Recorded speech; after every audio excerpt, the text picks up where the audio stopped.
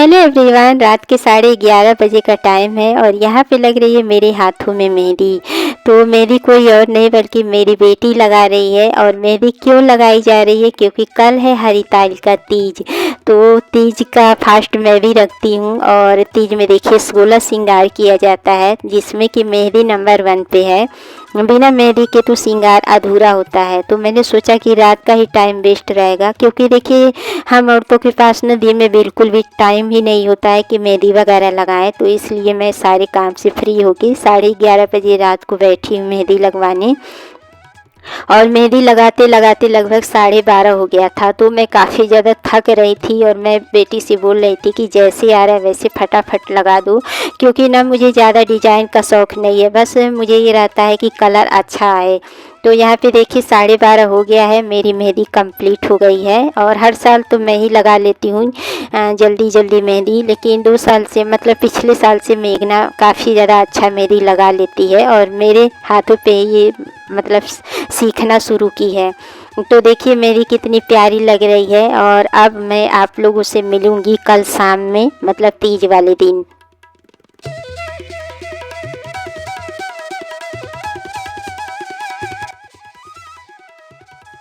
तो फ्रेंड्स अभी शाम का टाइम है और आज हरिताल का तीज है। तो सबसे पहले आप सभी को हरिताल का तीज की बहुत सारी शुभकामनाएं। भोलेनाथ माता पार्वती की कृपा आप सभी पे बनी रहे।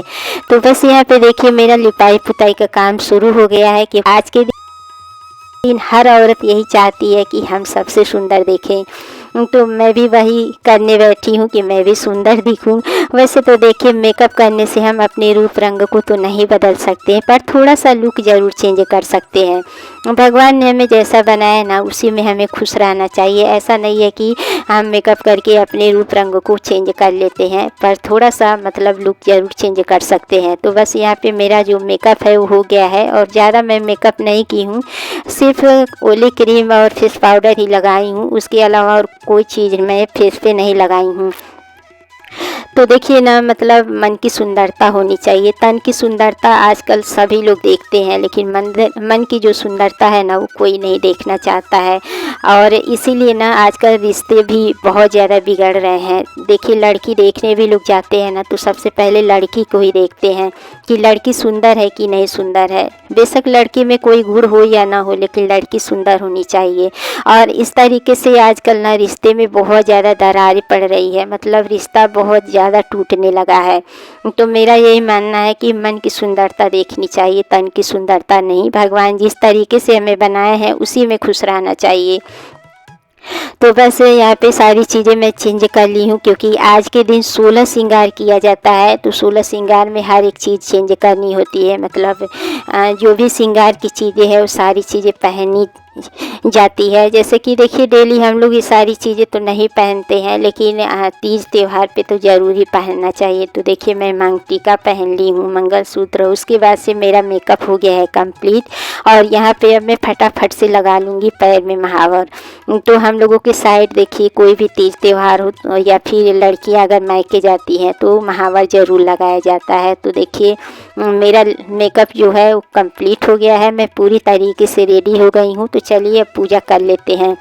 तो यहाँ पे जो भी चीज़ें श्रृंगार की है चढ़ाने के लिए वो सारी चीज़ें मैं एक एक करके प्लेट में रख ली हूँ। और ये सारी चीज़ें माता पार्वती को चढ़ाई जाती है और कुछ चीज़ें मतलब इसमें से दान भी दिया जाता है।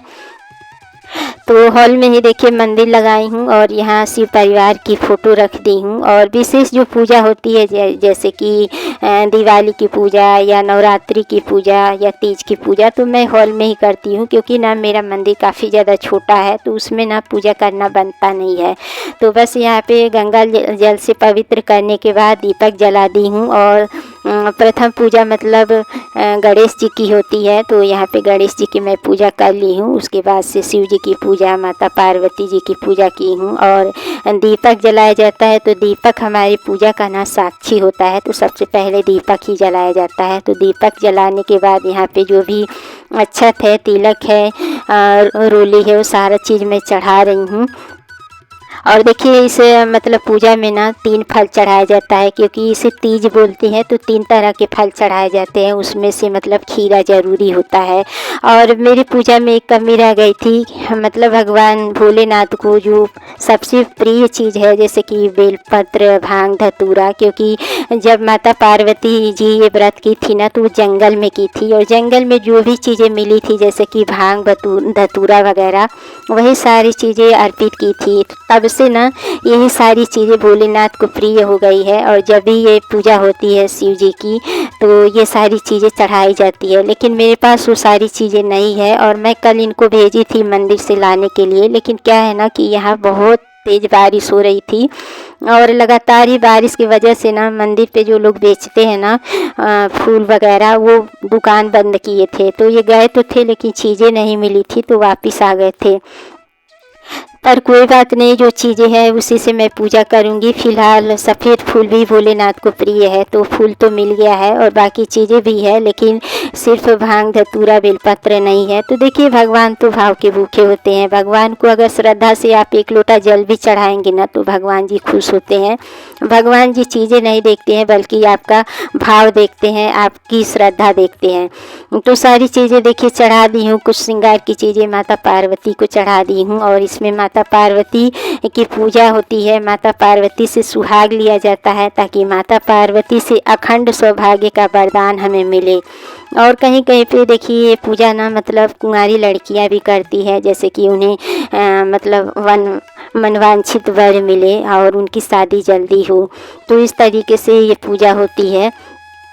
और ये पूजा मतलब ये व्रत न निर्जला किया जाता है, क्योंकि माता पार्वती ने इस व्रत को निर्जला किया था, तभी से ये व्रत निर्जला ही रखा जाता है। लेकिन आजकल के ज़माने में ना कोई मतलब पूजा करने के बाद चाय पानी ले लेते हैं लोग, लेकिन हम लोगों के साइड नीरा जल ही रहा जाता है। तो देखिए कथा करने के बाद अब यहाँ पे मैं आरती कर रही हूँ, और उसके बाद से मेरी पूजा हो गई है कंप्लीट। तो इस तरीके से ही मैं तीज का मतलब व्रत रखती हूँ और पूजा करती हूँ। उसके बाद से मैं अपने पूरे परिवार को तिलक वगैरह लगा दूंगी, और फिर जो प्रसाद चढ़ाई हूँ वो भी दे दूंगी, और जो मतलब श्रृंगार का चीज़ें हैं ना उसको मैं देखिए यहाँ पे छू के और मंदिर में भिजवा दूंगी, और कुछ जो चीज़ें मैं माता पार्वती को चढ़ाई हूँ ना वो खुद प्रसाद के रूप में यूज करूँगी। तो इस तरीके से यहाँ पे मैं दान कर दी हूँ। और सुबह में मतलब सीधा वगैरह छुआ जाता है, लेकिन शाम में फल वगैरह श्रृंगार का सामान छुआ जाता है।